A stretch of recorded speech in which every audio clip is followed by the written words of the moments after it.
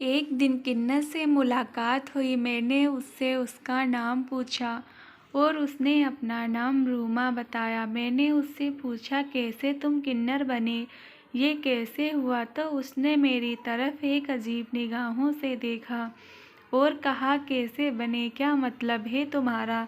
उसने कहा, वो जो ऊपर वाला है उसने मुझे बनाकर भेजा है, वही हूँ मैं। लेकिन जीवन में बहुत तकलीफ होती है, फिर भी मर नहीं सकता हूँ, न मर सकता हूँ। और ये भी कोई जीवन है? सभी गंदी नज़र से देखते हैं, कहीं से गुजरो गंदी नज़र से देखने लगते हैं।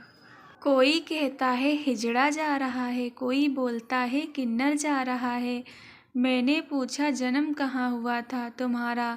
तुम्हारे माँ बाप कहाँ हैं? उसने एक लंबी सांस ली और उदास होकर उसने कहा, ये तो नहीं बता सकता कि मैं कहाँ से हूँ, और बताना भी नहीं चाहता। मुझे इतना याद है कि मेरे माँ बाप को कोई संतान नहीं हो रही थी। उनकी शादी के 10 साल बाद मेरा जन्म हुआ। घर में पहली खुशी आई, ये जानकर सब बहुत खुश हो गए। कुछ समय बाद में जब 6-7 साल की हुई तो मेरे घर में काम करने वाली नौकरानी को अचानक पता चला कि मैं लड़की नहीं, एक हिजड़ा हूँ। उसने मेरे माँ बाप को समझाया। मेरे माँ बाप ने जब सुना तो उनके होश उड़ गए। फिर भी माँ तो माँ होती है। आखिरकार मेरे माँ बाप ने निर्णय लिया कि हम अपने संतान को पालेंगे पोसेंगे। उस समय मुझे समझ नहीं आया कि हिजड़ा क्या होता है। यह शब्द मेरे लिए नया था, बिल्कुल नया। मेरी माँ बाप मुझे बहुत प्यार करते थे, बेशक पहले से ज़्यादा। हालांकि मेरे माँ बाप को इस बात का डर था कि कहीं और किसी को पता ना चल जाए कि मैं हिजड़ा हूँ। इसीलिए उन्होंने नौकरानी को समझाया कि किसी को ना बताना कि मैं किन्नर हूँ। इसके बदले मेरे माता पिता ने उन्हें पैसे भी दिए थे। कुछ समय बाद देखते देखते मेरी उम्र 14 साल की हो गई और आगे से शुरू हुई मेरी ज़िंदगी की दर्द भरी कहानी। कुछ दिन बाद मेरी आवाज़ बदल गई, मेरा चाल चलन बदल गया। मैं खुद परेशान हो गई कि ये मेरे साथ क्या हो रहा है और क्यों हो रहा है, और क्या सच में मैं किन्नर हूँ? किसी ने सही कहा है कि सच्चाई कितनी भी छुपाओ छुपती नहीं। एक दिन में एक लड़के के साथ मेरा मैच हुआ।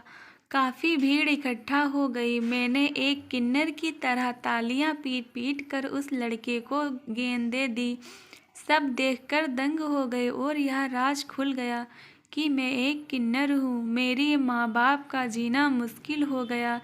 इधर मेरे अंदर भी बहुत सारे बदलाव आने शुरू हो गए। जैसे कि मुझे हर चीज़ लड़कियों वाली पसंद आने लगी थी। अब मुझे भी विश्वास हो गया था कि मैं ना तो मर्द हूँ ना ही महिला, मैं एक किन्नर हूँ। कुछ दिन बाद ही मेरे घर पर एक किन्नर समुदाय से कुछ किन्नर आए और मेरे माँ बाप से मुझे मांगने लगे, तो मेरे माँ बाप ने मुझे देने से इनकार कर दिया।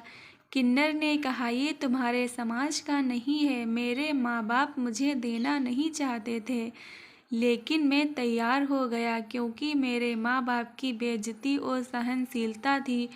मेरे माता पिता की आंखों में आंसू थे। मैंने वादा किया था कि मैं आपका ही बेटा रहूँगा और हमेशा रहूँगा, आपसे हमेशा मिलने आऊँगा। इतना कहते कहते रूमा की आंखों में आंसू आ गए और वो सिसकते हुए कहती है, आज 11 साल हो गए, लेकिन यहाँ आने के बाद मुझे कभी लगा ही नहीं कि मैं अपने माँ बाप से मिलने जाऊँ, क्योंकि ये नर्क की ज़िंदगी है। और मैं सोचता हूँ कि अब कौन सा चेहरा लेकर उनके पास जाऊँ, क्योंकि मुझसे खुद से और खुद की ज़िंदगी से बहुत दुख होता है।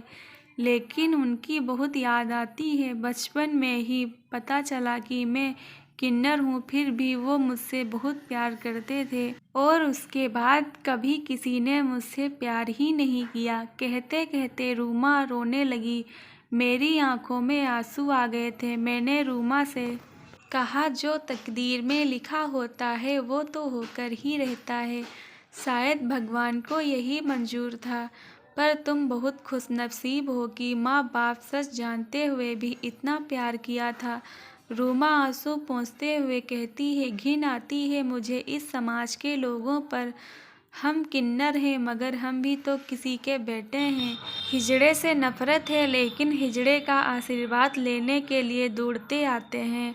हम भगवान से यही दुआ करते हैं कि कभी किसी को हिजड़ा मत बनाना, क्योंकि ये ज़िंदगी बहुत तकलीफ़ देती है। खैर जो भी है, जीना तो है ही। दोस्तों, हमें किसी का मजाक नहीं बनाना चाहिए, ना किसी की बदसूरती का, ना किसी की गरीबी का, क्योंकि हर इंसान चाहता है मैं सुंदर दिखूं, मैं अमीर बन जाऊं। वो इंसान के हाथ में नहीं होता है, सब ऊपर वाले की देन है। इसीलिए दोस्तों, कभी किसी का मजाक नहीं बनाना चाहिए।